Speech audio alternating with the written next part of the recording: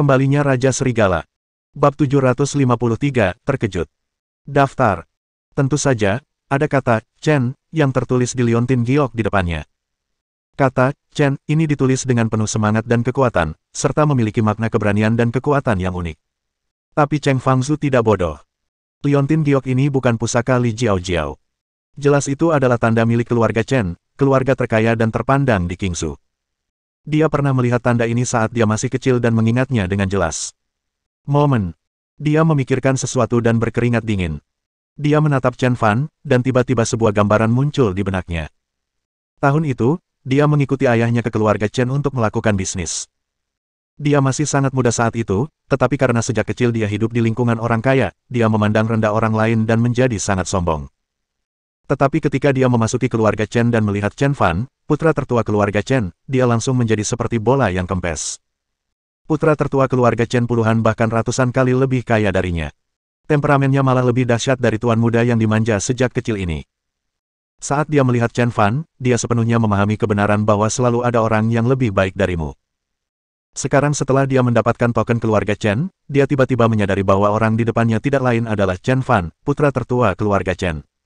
Setelah mengetahuinya, Cheng Fangzu langsung merasa lega. Li Jiaojiao dan Wang Yuiwei sangat terkejut bahwa Chen Fan benar-benar memberi mereka liontin giok. Meskipun mereka semua kaya dan bangsawan, liontin giok di dada Chen Fan jelas sangat berharga. Siapapun yang tidak memanfaatkannya adalah orang bodoh. Li Jiaojiao datang ke Cheng Fangzu dan berkata sambil tersenyum, "Tuan Cheng, Anda benar-benar mampu membantu saya mendapatkan kembali liontin giok itu." "Oh, kalau bukan karena Master Cheng, liontin giok ini pasti sudah dicuri oleh bajingan itu." Meskipun Li Jiaojiao berpura-pura menangis, dia mengulurkan tangannya untuk mengambil liontin giok itu. Hanya saat dia mengulurkan tangannya, Cheng Fangzu meraih lengan Li Jiaojiao dan menatapnya. Li Jiaojiao langsung merasa bersalah. Dia bertanya dengan lembut, "Tuan Cheng, Anda menyakitiku." Cheng Fangzu menatap Li Jiaojiao seperti biasa dan bertanya, "Apakah liontin giok ini benar-benar milikmu?" Li Jiaojiao merasa semakin tidak nyaman. Dia berkata, "Tuan Cheng, bagaimana Anda bisa menanyai saya dengan ekspresi seperti itu? Sudah kubilang dengan jelas. 5 hari yang lalu di pesta ulang tahunku, ini adalah liontin giok pusaka keluarga Li yang diberikan ayahku. Liontin giok ini milikku." Cheng Fangzu tersenyum dingin. Dia mengerti bahwa dirinya telah ditipu oleh kedua wanita ini. Dia menamparkan wajah Li Jiaojiao, melotot marah ke arahnya, dan berkata, "Wanita jalang." Li Jiaojiao ditampar ke tanah, meninggalkan 5 bekas tamparan yang terlihat jelas di wajahnya yang cantik. Li Jiaojiao menutupi wajahnya dan berkata kesakitan, "Tuan Cheng, mengapa Anda memukul saya?" Ketika Wang Yuiwei melihat Cheng Fangzu memukul Li Jiaojiao, dia bergegas maju dan berkata, "Tuan Cheng, apakah ada kesalahpahaman? Potongan batu giok ini sungguh rapuh, aku bisa bersaksi. Hari itu adalah hari ulang tahun Jiaojiao. Aku melihat dengan mata kepalaku sendiri bahwa Paman Li memberikan liontin giok pusaka keluarga Li kepada Jiaojiao. Aku dapat membuktikan bahwa liontin giok ini adalah..." Wah! Tanpa menunggu Wang Yuiwei menyelesaikan kata-katanya, Cheng Fangzu menamparkan wajahnya. "Dasar brengsek! Apa kau pikir aku mudah ditipu?"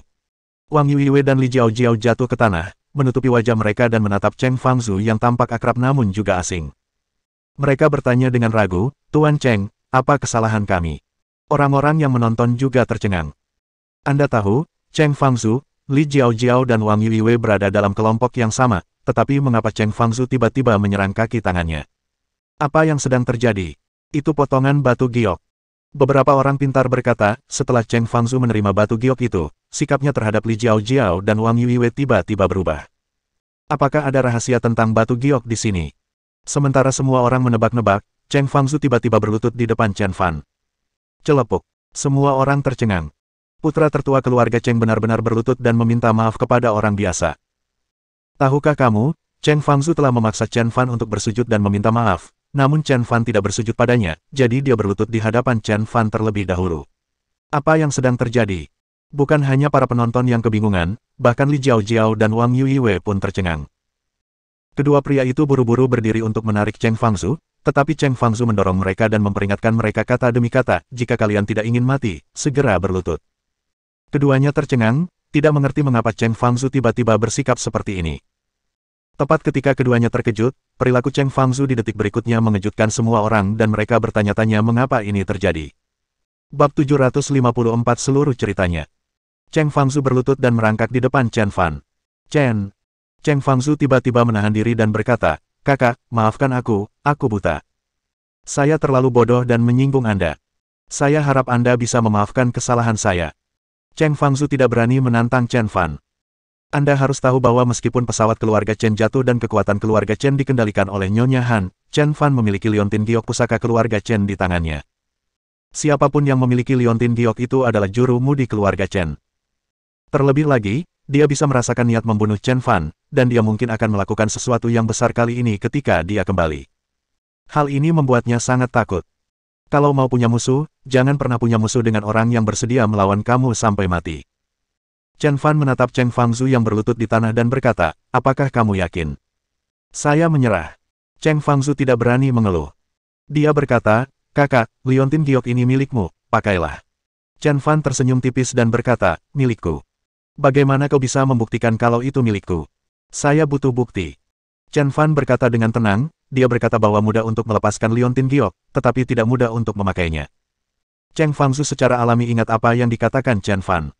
Dia segera berbalik dan menatap Li Jiao, lalu berkata, "Katakan padaku, milik siapa liontin giok ini?" Semua orang tercengang. Situasinya terus berubah.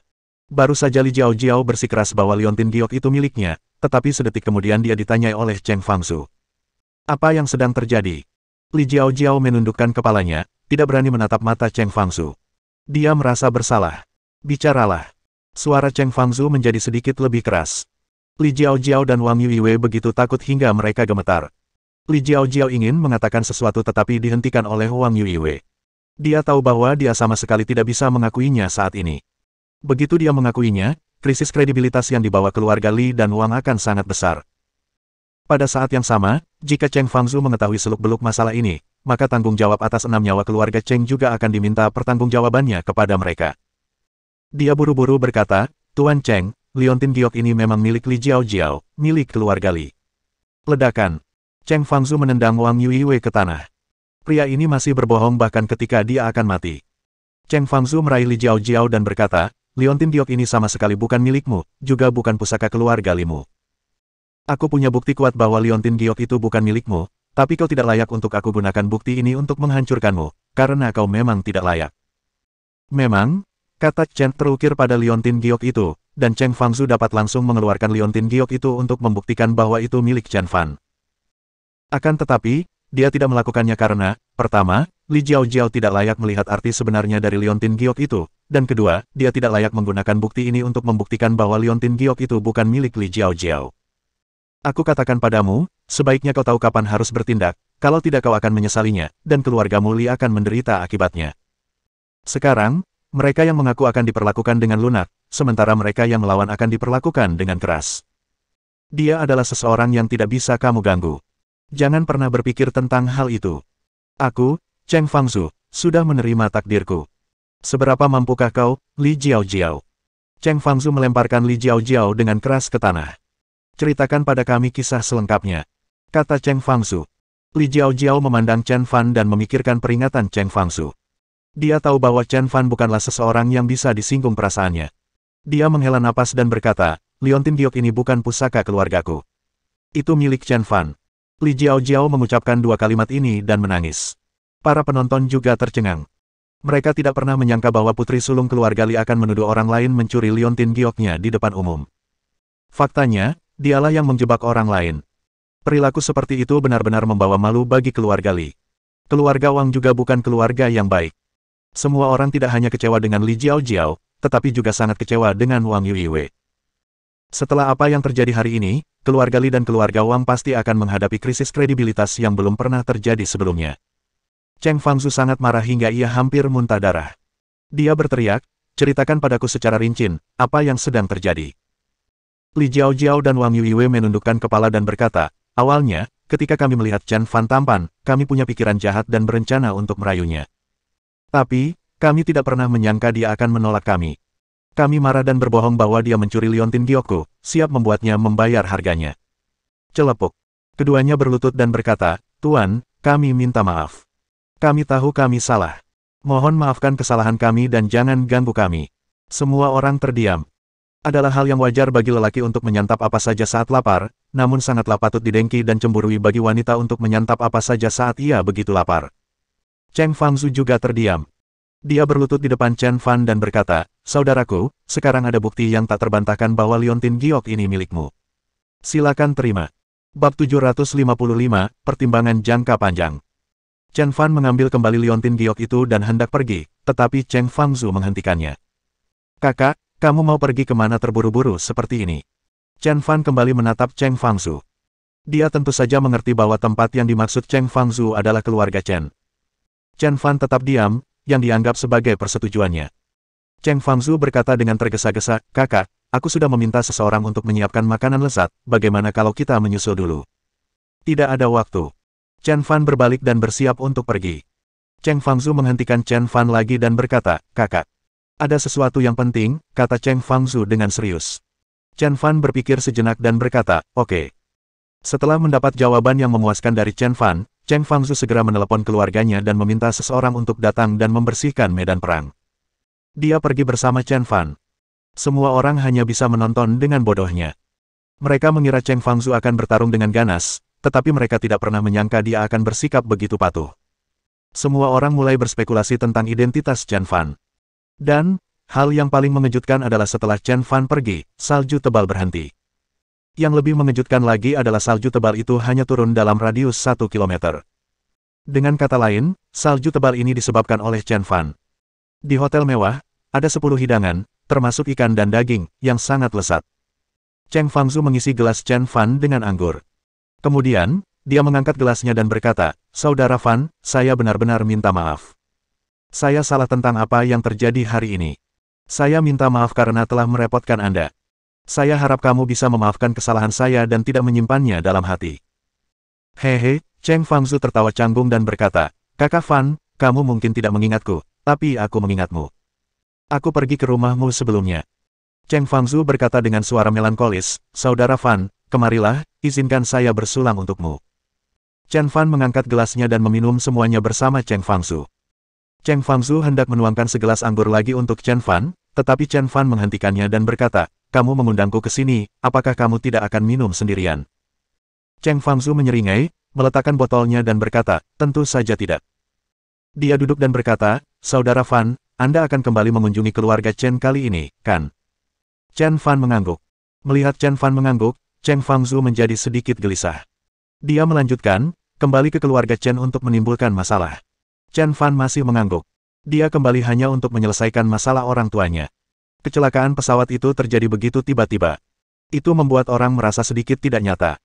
Melihat Chen Fan mengangguk lagi, Cheng Fangzu tiba-tiba berseru dan berkata, "Kakak Fan, tidak." "Mengapa?" Chen Fan menatap Cheng Fangzu dengan bingung. Cheng Fangzu menyesap anggur dan mengumpulkan keberanian. Dia berkata, "Meskipun saya tidak tahu apa yang terjadi, Tuan Chen, Nyonya Chen, dan Saudara Fan, kalian tiba-tiba menghilang. Tetapi yang ingin saya sampaikan kepada Anda adalah bahwa selama bertahun-tahun Anda menghilang, keluarga Chen tidak kehilangan kekuatan apapun. Malah, keluarga Chen benar-benar makmur. Nyonya Han menjadi semakin mendominasi. Semua orang memanggilnya wanita besi. Metodenya sangat kejam. Apakah kamu ingat ketika mereka melepaskanmu, Kingzu memiliki 3 Optimus Prime?" Chen Fan mengangguk, dia tentu saja tahu itu. Keluarga Chen, keluarga Huang, dan keluarga Zhang, sebagai 3 pilar Kingzu, bagaikan 3 jarum penstabil yang menopang seluruh kota Kingzu dengan kokoh. Chen Fan secara alami mengingat ini. Cheng Fangzu melanjutkan, "Setelah kepala keluarga Chen menghilang, keluarga Zhang tiba-tiba melancarkan serangan terhadap keluarga Chen, merampas aset keluarga Chen, dan menghancurkan para majikan keluarga Chen. Tetapi Nyonya Han seorang diri membalikkan keadaan dan langsung memusnahkan kekuatan penting keluarga Zhang. Dia tidak hanya mengambil kembali fondasi keluarga Chen, tetapi dia juga mengubah keluarga Zhang, salah satu dari 3 pilar Kingzu, menjadi keluarga kelas 2 dalam semalam. Ini menunjukkan betapa ganas dan mengerikan metodenya. Apakah kau menceritakan semua ini kepadaku agar aku bisa menyerah?" Chen Fan memandang Cheng Fangzu. Meskipun Nyonya Han kuat, dia tidak takut padanya. Cheng Fangzu menggelengkan kepalanya dan berkata, "Saudara Fan, Anda salah paham. Meskipun keluargamu yang beranggotakan 3 orang tiba-tiba menghilang, dunia luar hanya tahu bahwa kau hilang, tetapi aku tahu sesuatu yang tidak diketahui. Aku tahu kau kembali dengan kebencian kali ini. Tetapi yang ingin kukatakan kepadamu adalah bahwa Nyonya Han jelas tidak sesederhana itu. Kau sendiri jelas bukan lawannya." Kamu perlu berpikir jangka panjang dan membuat rencana sebelum mengambil tindakan, jika tidak, kamu akan. Cheng Fangzu menahan kata-kata berikutnya. Bab 756 apa yang terjadi tahun itu. Mari kita bahas dalam jangka panjang. Chen Fan tersenyum tipis dan berkata, sayangnya, saya tidak punya banyak waktu untuk membahasnya. Cheng Fangzu tercengang.